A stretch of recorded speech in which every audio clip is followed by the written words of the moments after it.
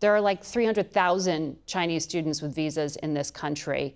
The U.S. government already has a heightened level of vetting. What's going to change? I don't know. There's not enough details, but what it looks like is they're targeting all people of Chinese origin who are on international student visas, because he's not limiting it to just people who might have ties to the Chinese Communist Party. And if they do have those ties, they don't belong here, especially if they're committing nefarious acts. However, this appears to be much broader, and it's terribly misguided, and it appears prejudicial and discriminatory. My own father came here on an international student visa, and I believe that these people are vital for our economy and for entrepreneurship in this country, and I think this is going to harm America more than help. You said if someone has ties to the Chinese Communist Party, they shouldn't be here. Does that mean all the students who are children of leaders, for example, Xi Jinping's own daughter, shouldn't have been allowed here?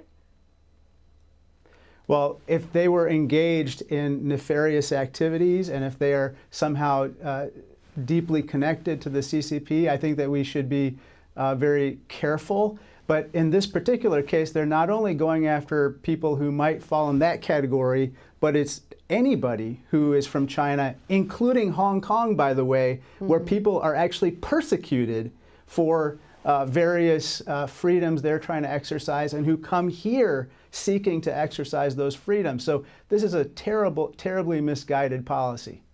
The Biden administration did conduct heightened vetting, as you know, of Chinese students. Do you think that there is a legitimate argument for expanding this, that certain areas should just be off limits?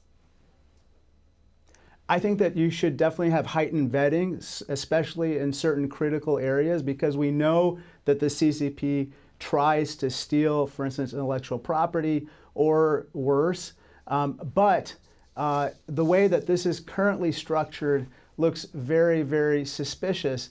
And you have to remember that the people that are cheering for this policy, what Marco Rubio had called for, is the Chinese Communist Party. Why? Because they want these people back. They want the scientists and the entrepreneurs and the engineers who can come and help their economy. And so we are probably helping them as well as other countries more than helping ourselves with this policy.